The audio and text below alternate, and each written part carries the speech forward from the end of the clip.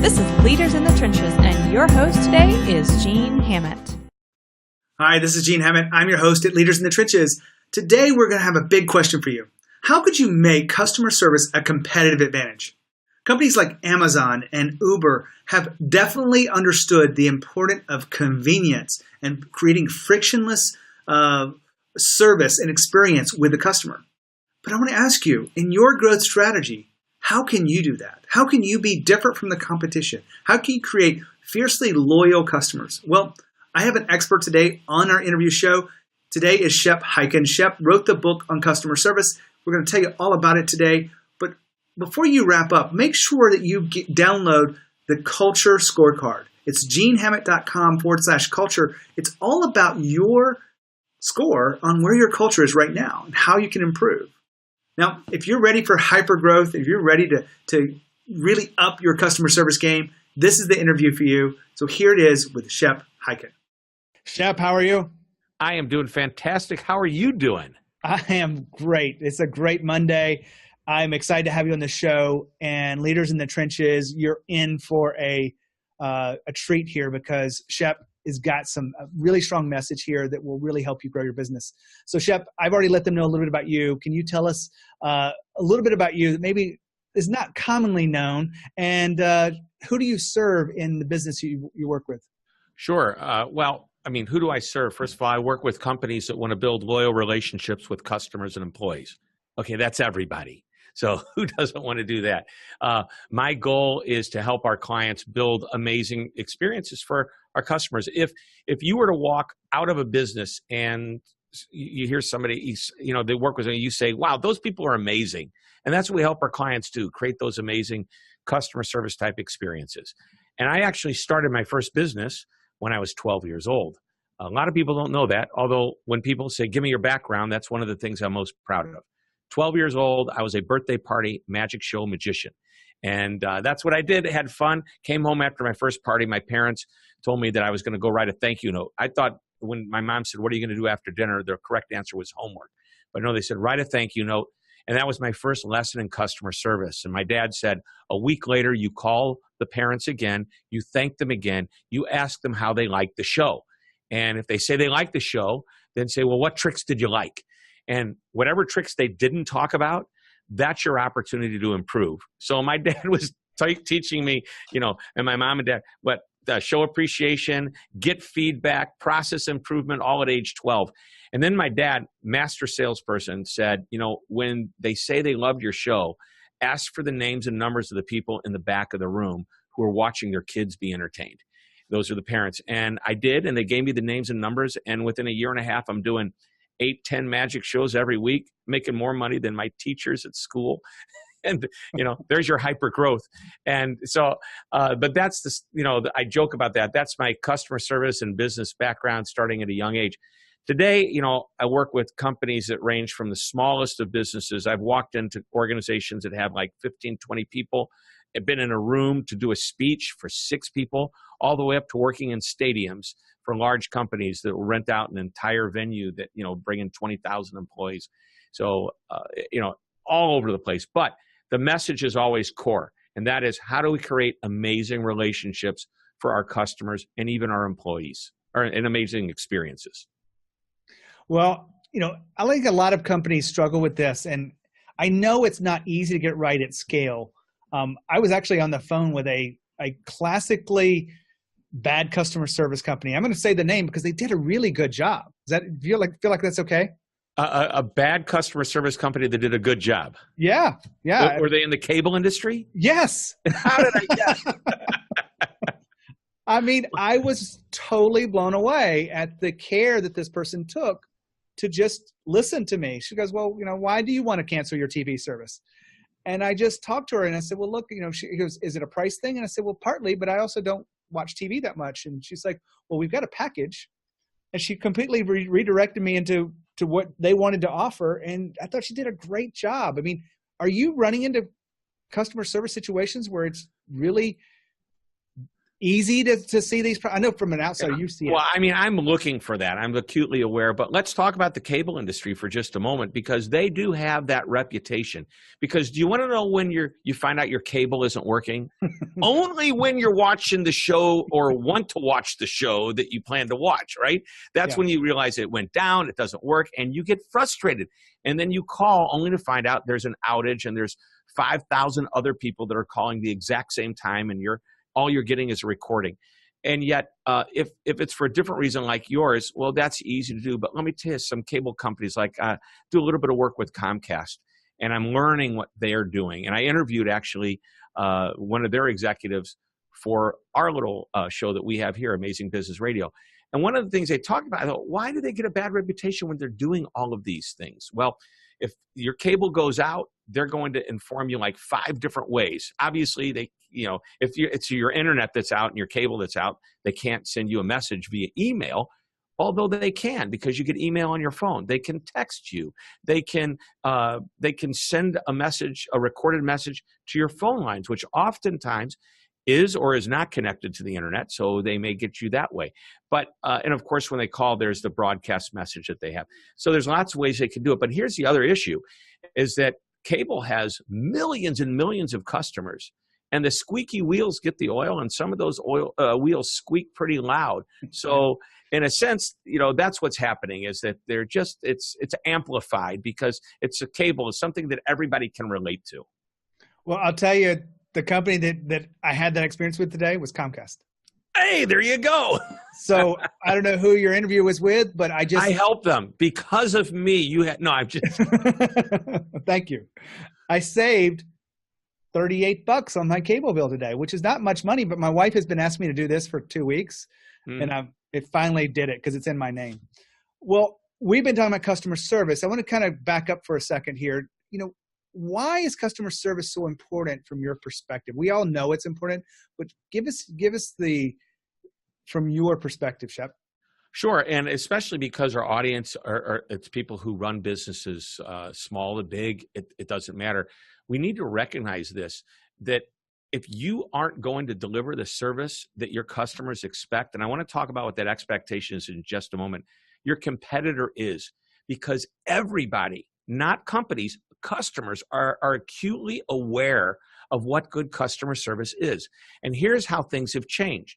Customers are smarter than ever before. They don't compare you to your direct competitor. They compare you to the best service they ever had from anywhere. And that could be from a huge company like Amazon, who gives great service and a great experience. That Comcast experience that you just had was great. But how about the guy that just sold me a pair of shoes for $25? They were on sale. They were 60% off. He was knowledgeable. He was helpful. He saved me money. I'm thinking, why can't all the people I deal with be as good as this guy, right? And so this is what's happening. And the question is, are your people willing to step up and deliver at the customer's expectation, not what's compared to your competitor? By the way, if you look at all the surveys that are out there, like 81 to 85% of C-level type people are saying that customer experience is going to be the number one investment that they make in the next 2 to 3 years. So right there, if you're going to compete, you've got to compete at that level. And again, you could be a solo entrepreneur, and maybe you don't have millions of dollars to throw at it, but you've got the philosophy to throw at it to make sure that your customers say, wow, that's the best company in whatever it is that you do that I've had the pleasure of dealing with. Well, I love the way you talk about that, expectations. And I think a lot of times we think that it might be too hard to meet expectations, when the reality is many times I had very low expectations coming into my Comcast call today. And when it went really well, I was like, I should tweet about this. They would love for you to tweet about it. Please do. How does someone get a handle of what is expected of them in customer service? Well, I think one of the best things you could do is just talk to your customers. And, you can survey customers, and we all are familiar with different types of surveys. My favorite quick, simple survey is NPS, the Net Promoter Score. But there's good and bad to that. I think it's mostly good, but let me inform you of the potential downside. If you're asking it the right way, you're going to get information about what you want based on this interaction. So when you just dealt with Comcast, based on this past interaction that you just had, On a scale of 0 to 10, what's the likelihood that you would recommend this, us to a friend? I wrote something down, and let's see if I can find it. I think it's right here. I was dealing with American Airlines. Should I tell you the name of the company? Yeah, because I love them. And they asked if I would be willing to take a short one-question survey at the end of my interaction with whoever I was getting ready to talk to. And if I could read my writing, here is the simple question they asked. Okay, on your next call to American Airlines, would you be happy to work with the same representative? Boom. Think about that. Is that an amazing question? Did they do a good enough job that you would ask for this person by name? Powerful question. Now, what I like about NPS is you get an idea of whether or not the customer would be willing to recommend you. That's intent. The question that I just mentioned from American Airlines, that's an intent. I wouldn't, if I called again, yes, I wouldn't be intentional and ask for that person. But let me tell you where the rubber hits the road, and that is behavior. The question is, does the customer come back? Regardless of whether they give you a 9 or a 10 on a scale of 0 to 10, the real question is, did they come back after that? Are they a repeat customer? Do you consider them to be loyal and that you can count on them coming back? Because that's a big difference. Well, I love that question. It's a pretty powerful and very specific. I think anyone can model that as well. Shep, it seems like we're moving and everything seems to change so fast. Time is so important to us, and convenience is really a critical thing. And you've kind of written a book about convenience. I have. Why did this book have to be written? There it is. Why did it happen? The Convenience Revolution, subtitled How to Deliver a Customer Service Experience That Disrupts the Competition and Creates Fierce Loyalty. So how did this come about? I was working on my last book, and I started to think, what are companies doing different today? What are these, just as you measured these hyper-growth companies, I said, what are these rock star companies doing that's a little bit different? How did Amazon take over not only the book industry, but the entire retail industry? How does Walmart do what they do in their version of their retail world? How did Uber do what they did? And I started looking at it and go, something hit me. I don't know how it hit me. I said, they're more convenient to do business with than their competitors. Wow. Amazon came into the book industry thinking they were just going to sell books and came up with a system where they're open 24 hours a day, 7 days a week. Once you're in their system, all you do is log in, find the book you want, hit a button. Today, it's one click. You know, the one-click purchase, you hit it, and it's done. They've got a little button you can adhere to the side of your washing machine. When you run out of washing machine detergent, you push a button, and it shows up the next day. They've got, all kinds of technology they're working in, delivery systems. They've reduced friction beyond belief. As I mentioned, the push the button or just one-click shopping. And again, as far as service goes, they're always good. Here's an interesting thing. There's, I think today they don't have a phone number on their website for you to call for service. This is cool. So years ago, they didn't have the phone number for a different reason, because Jeff Bezos said, we should be so good that they don't need to call us. So we don't need to put a phone number on there. And the reality is they were that good until like the post office or UPS or FedEx didn't deliver. And it wasn't Amazon's fault, but who does the customer call? So they realized because of issues like that, they had to be available. Well, today, if you have a question about something, they'll take you through a number of prompts where you can self-service your own issues. And it's really cool and interactive and intuitive. But if you get to a point where you can't get the answer, and at any time you can bail, and they'll simply say, what number do you want us to call you at? That's convenient. It's easy. By the way, by doing it this way, they've eliminated a huge number of calls that they were getting. They've created a self-service option that's easy, and then it moves to a human backup. But you don't call the human, they call you. It's that simple. So anyway, I talk a lot about Amazon in the beginning of the book because they're a great example of virtually every area of convenience. And I probably, like a good politician, have now swiveled to a different aspect of whatever your question was before. I probably am. You're right on target, because convenience it comes back to time. Oh, right? Yeah. Time is huge. Why we're doing what we do in order from these companies is because we know it's going to be stress-free. Like I was sitting here wondering why I even had to call Comcast to begin with. Why couldn't I log in to it? Maybe I can do this and they just don't produce it, but why can't they call me? Yeah, I think they I don't know if they'll call you, but they do have the option. A lot of companies today, when you get put on hold, they'll give you three options. Do you want to hold for, and they'll tell you how long the hold is going to be. Do you want to hold for the next 20 minutes, or would you rather us call you back in 20 minutes? And if that's not convenient, you want to put in an alternative time, you'll just key it in on your phone as to when we can call you back. That's great. There's a small little individual solopreneur mechanic, auto mechanic, that, to your point, saves people time, is more convenient. And what he did is he took all the tools in his little one garage shop and he put it into a large van. And when you have an appointment, he comes to you. You don't come to him. Yeah. He out-convenienced his competition. There's a car dealership that does the same thing. I've been doing business with a car dealership for almost 22 years, maybe 24 years. And one day I happened to be driving by another dealership, not very close to my home at all. This other dealership was less than a mile from my office, so I can drop the car off, walk to work if they didn't have a car for me to drive. So not a big deal, very convenient. But this other dealership was about 12 miles away, and there's no way I'm going to buy a car from them, but I saw a car in the window. I said, I got to go check that one out. And I walked in, and I actually test drove it, and I said, what is it going to take for you to put me in this car today? And the guy said, wait a minute, that's my line.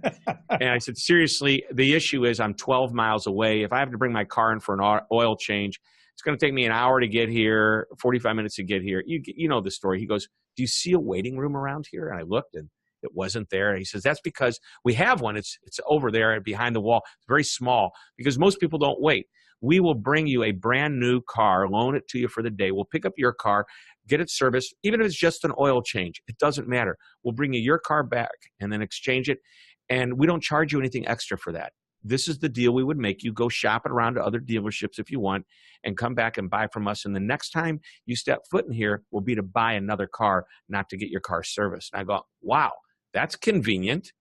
And that's how they want my business. They want it through convenience. And it's probably going to be one of those loaners that they give you. What's that? It's probably going to be one of those loaners that they give you. Right. Well, get this. They loaned me a really cool, it's called the, I don't need to tell you the name of the brand. Okay, I will. It's Kirkwood Audi, and they loaned me it's called the All Road. It's like a kind of a souped up station wagon. Kind of reminds me of a little bit of the Outback. And I drove this. My wife says, I love that car. Well, guess what the next car we bought was? That car from that dealership. They're not dumb, these people. They're very, very smart. Yeah, don't give someone a lower level car because they won't want that one. Give them the higher level. Exactly. They're going to want to move into that one. So that's exactly what happened. And there's many different ways to be convenient. Technology has created convenience in many ways. Think about are you familiar with the No Wait app? I love this app. No. Okay. It's a little company. They created this thing called the No Wait app. It's not in every city, but it's moving forward. And like here in St. Louis, where I live, and in a number of other cities, if I want to go to a restaurant, I see if the restaurant is on the No Wait app list. And if they are, I could see, is there a wait? And it says, yeah, there's an hour and a half wait. So I put my name in at the bottom of the list, and I can watch my name moving up that list over time. And finally, when it's about 10, 15 minutes away, I go, okay, time to leave to go to the restaurant. And I walk in and there's virtually no wait. I mean, that's convenience. And you mentioned time. That's why it made me think of this particular, vehicle to convenience. But they use technology to make it happen. Shep, let me ask you a question. There's a lot of people listening to this that maybe they're not an Amazon level leader. They're not, Audi and whatnot. What questions would you give someone that has got a growing business that would help them increase their customer service and maybe even thinking about convenience in a different way to make it a competitive advantage? There's so many ways. And by the way, when I mentioned Audi, it was a small dealer, not the whole corporation. They sell other vehicles, and they do the same thing for all of their lines. It isn't about the brand. It's about that dealership, and that's important. And Iram, or whatever his name is, the mechanic, who has just this one little van. But man, he is always busy. He's never down. So anyway, I digress. What are the things you should ask yourself? Well, simply this. Ask your customers. I have a thing I call the one thing question, and it's what one thing would you suggest that would make doing business with us easier? And listen to what your customers say. So that's a great place to go. The other thing is look at the different areas of convenience. Depending upon your business, I'll venture that you could probably incorporate, if not one, maybe 3 or 4, even all 6 of the principles into your business. You've got, first of all, can you reduce friction? And companies like Uber, they've reduced friction to where that's their main value proposition. But anytime you can make the process easier, look at all of the top line interactions you have with your customer and just ask yourself this: at this particular interaction, can I make it better or easier for my customer? Example, in the simplest way, when you call our company, do we answer the phone, or we put you into a virtual response system and make you push buttons and make you try to spell your person's name, and you're looking at the keypad and trying to, do you make people do that, or do you make it easy? So that's just a simple interaction. And it doesn't matter how big or small your company is. Look at all of those interaction points and figure out, is there a better way to do it? Can you incorporate some type of technology? One of the things that a place, I don't get my hair cut anymore, but I work for a company that does cut people's hairs, and they said, we don't take appointments. We get people on a waiting list. So what do? We make the waiting list available online, similar to the No Wait app. You go on, you pick out your location of the store, you put your name in, and you can watch your name go up the waiting list. When you show up, they call your name. If by chance you show up afterwards, they will hold your spot for 1 hour. So that's pretty cool. They're very, very good at that. And again, these are franchisees that are small businesses, that particular client. So lots of different ways. Can you deliver something on an individual level? Wouldn't you rather go to them than make them come to you? So that's an example of being more convenient. If I'm supposed to have a phone call with you, wouldn't it be easier if I called you? So you don't have to worry about it. Just wait at your office. I'll call you. And by the way, I will call you on time. When you and I had this call today, I showed up 1 minute early. Why? I know it's a show and I don't want to be late. And I don't want to make my host wait because that's going to irritate you. And you're not going to give me the best interview, right? No, I'm just kidding. But I want to be the best guest I can. And I think we want to be the best vendor, supplier, the best anything to our customers that we possibly can. So those are a few questions to ask yourself related to the different ways. Here's a really powerful one. Can you incorporate some type of subscription model into your business? You would be surprised at the different ways you can create an ongoing, steady stream of income from customers that would just be willing to pay you quarterly or annually or even monthly, just so they don't have to think about it anymore. Example, as simple as maintenance contracts on any type of computer equipment. Back to my car dealership, I prepaid for 4 years worth of maintenance. And then they would email me when it was time, call me if they didn't hear from me, and I would they would bring their car to me. I wouldn't bring my car. I'd set the appointment. I mean, that's pretty convenient. I just do it all up front. Subscription model, dog food, Chewies. Now that's becoming a big company, but they will drop dog food and any other ongoing usables that you have, consumables that you have. The hardware store that knows that you're going to come in every 6 months to buy filters for the furnace or the air conditioner will just simply say, give us your credit card. We'll send you the filters every 6 months. You don't have to worry about it again. Kind of like Ron Popeil. Set it and forget it.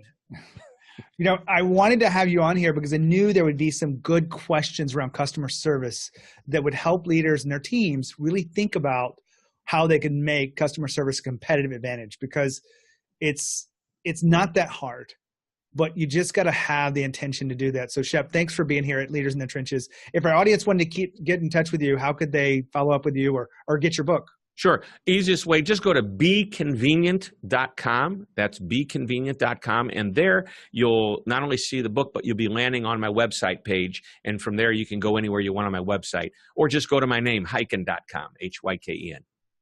Well, fantastic. Thanks for sharing your wisdom, and thanks for being here at Leaders in the Trenches. Thanks for having me.